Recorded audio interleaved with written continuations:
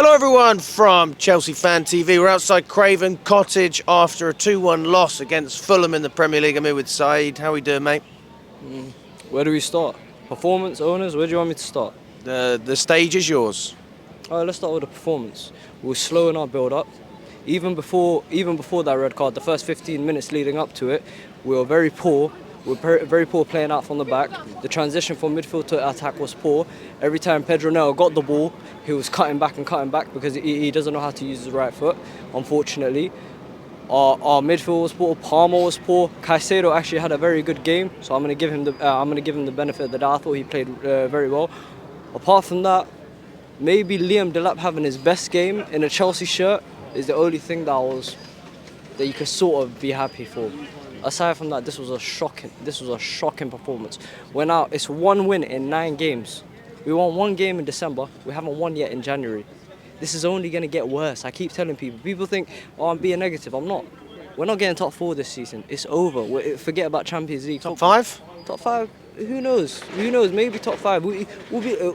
We're clutching at straws here, isn't it? But if you told me we were going to spend 250 million in the summer and possibly be fighting for top 5 after winning that Club World Cup, what would my reaction be?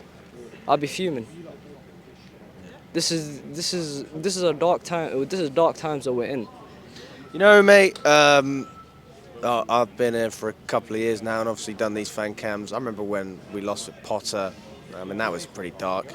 But we were very much behind the manager at that time. I remember Lewis and Father, when he was getting in the car, they said, we support you, all the rest of it.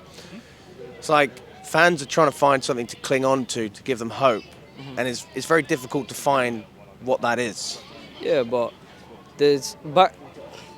with Graham, have you not seen that there's a cycle going on now? Am I the only one that's seen a cycle? Thomas Tuchel fell out with these owners. Graham Potter was put into a situation where he got given 15 new players and was told, have at it. And then they were going to get rid of half the squad. And then he had issues with them. Who else? Frank Lampard had issues with them. He talked about it. Mauricio Pochettino didn't want to get rid of Conor Gallagher. Or Chalobah. Or Chalobah. And then he was fighting with these guys. And then he realised, hold on, this is a totalitarian regime that's going on here. And he walked. Same with Enzo Maresca. He walked. I'm not going to say one bad thing about Liam Rosenior. I don't expect nothing from him. You know why? Because he's being put into a situation where he can't win. Like, we cannot look at Liam Rosenior and tell him, here, save our season. This is a situation that he's been put in because of...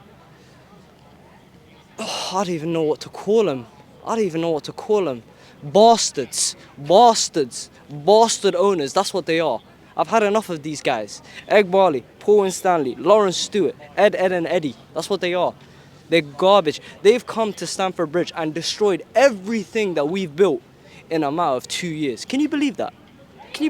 They destroyed everything. You know, like when the Glazers bought Manchester United, they bought in a leveraged buyout and forced the club to pay it back. You know what the Cronkies done to Arsenal? They went 9 years without a fucking trophy. They've gone 22 years without a Premier League title. These American owners, when they come in, they come to make money. It's a side hustle for them.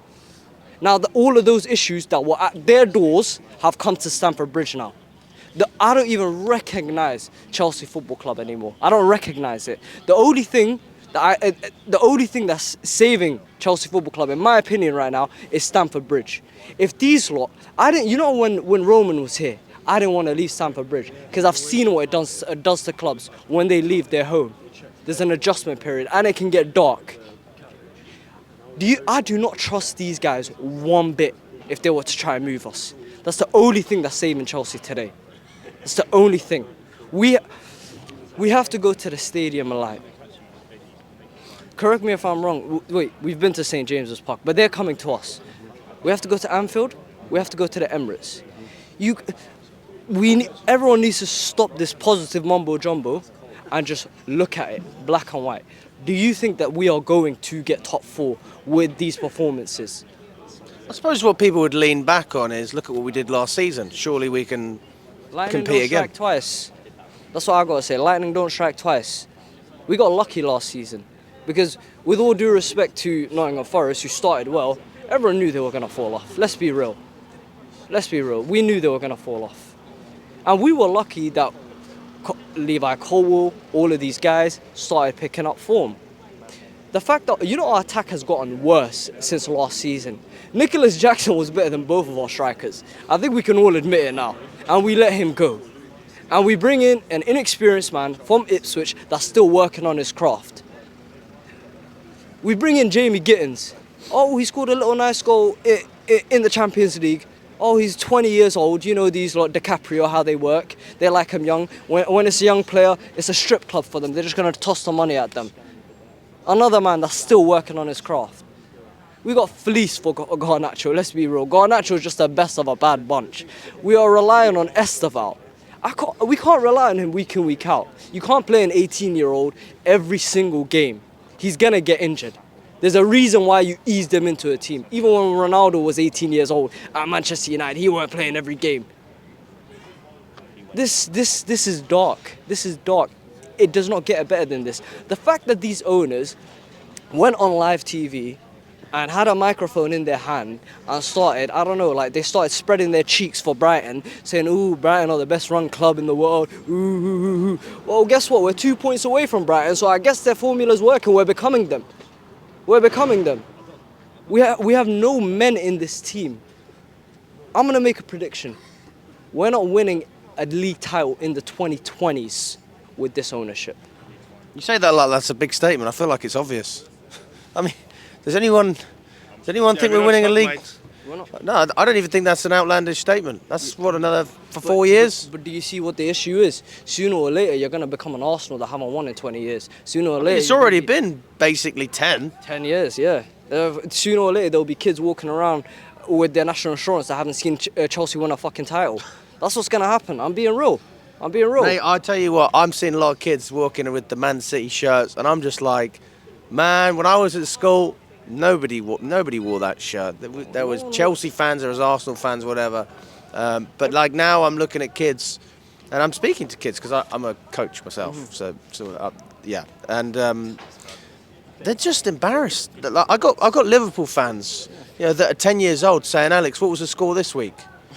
Oh, all right, mate. All right. But, like, that's where we're at, mate. And I've got nothing to give back. I've got nothing to give back. What? The funny thing is, I don't even blame our squad, Because you know why? Because when you buy inexperience, do you know what you expect? Inconsistency. Those two lie together. You can go put in a performance against Barcelona. You can go put in a performance against Arsenal. But what happens when you meet Fulham? What happens when you meet Sunderland? There's not enough leadership in this team. You can see our organisation from a defensive point of view. When you play behind them, the communication is off. The gaps are there to be exposed. It's just poor from every single standpoint. We are actually finished. This I don't know. This might take a while for us to get back to the heights that we were. I think that the fact that we have. Before I said that we plateaued, now I think that we're going on a downward spiral. I think it's going to get worse than this. Because Liam Rossini, with all due respect to him, he's a 41-year-old manager. Yeah? Head coach. Head coach, yeah. We forgot about this regime, innit? That's the official title. Yeah, I know. He's a head coach. He's 41 years old. He's got about 10 to 20 years of coaching ahead of him. He's coming into the lion's den right now. The amount of eyes that is going to be on him. I wouldn't be surprised if he falters. I wouldn't be surprised if we go on a bad run of games, because the way I look at it, this is very reminiscent of the Graham Potter season. Do you remember how Tuchel started off sort of slow and we only accumulated 20 or so points in our first few games, and then they switched with Potter and it just went worse from there? I think this could genuinely get worse. I think it could get worse. I mean, Potter did have a good start, I'll give him that. Maybe we get 7-8 games. but then it's a downward spiral. That's how it is. And you know what? Also, you have to bear in mind, last season, people are saying, last season we survived. Last season we were in the Conference League. As much as I'm happy that we won the Conference League and we completed the set, the Conference League is a very unique league because you can literally bench your starting 11 and still win against Legia Warsaw, however you pronounce their name, I don't know. That's the thing. You cannot do that now when you're in the Champions League and you're playing against Napoli. You cannot do that within the space of a week. It's just impossible. After that Arsenal game, The trajectory that we've gone down is stupid. And there were some lunatics that were saying that we're going to be in a title race, but I never believed that. I thought maybe at best we can push maybe top 3, top 2, be in a title race, then fold in like February. I didn't think that we were going to get pants in December, I'll be real. I didn't think that. But now look at where we are. And it's a result of poor forecasting from these dickheads that are running my club. They need to get the fuck out. I've had it up to here with these guys. They don't know what they're doing. If Egg Barley was a plumber, yeah? If Egg Barley was a plumber, he would rock up to your gaff with a toolbox consisting of a toothbrush. He's an incompetent little He's a rodent that has come into our club and infested it with his little minions. I've had it up to here with these guys. What sort of belief have these guys given us? What sort of belief have they given us? They fall out with every single manager that they've ever come into contact with. The fans have had enough. Even some of our legends like John Obi Mikel is on his podcast saying that he doesn't recognise this club. Roman Abramovich, that man, the worst owners are the absent owners. Roman Abramovich was there at every home game. He was there, he was putting money. There was times where we needed to pay off money and he would just pay it out of his own pocket to save this club. These men have destroyed everything from what Ken Bates and Gianfranco Zola and Marcel Desailly built to what John Terry, Frank Lampard and Didier Drogba carried on, and to what Eden Hazard and Diego Costa and them boys carried on. And they've destroyed it within the space of 4 years. I never thought I'd see this. I knew maybe at one time maybe we'd come down. Every empire has to fall. We saw it with Real Madrid after 2002. They fell off for about 10 years. We saw it with Arsenal. We saw it with United. Every empire falls, but there's a spiral that you go down. The fact that we've become this poor in this amount of time is shocking. We weren't in the Champions League from the end of the 23 season, 2022-23 season, I believe. Yeah, it was.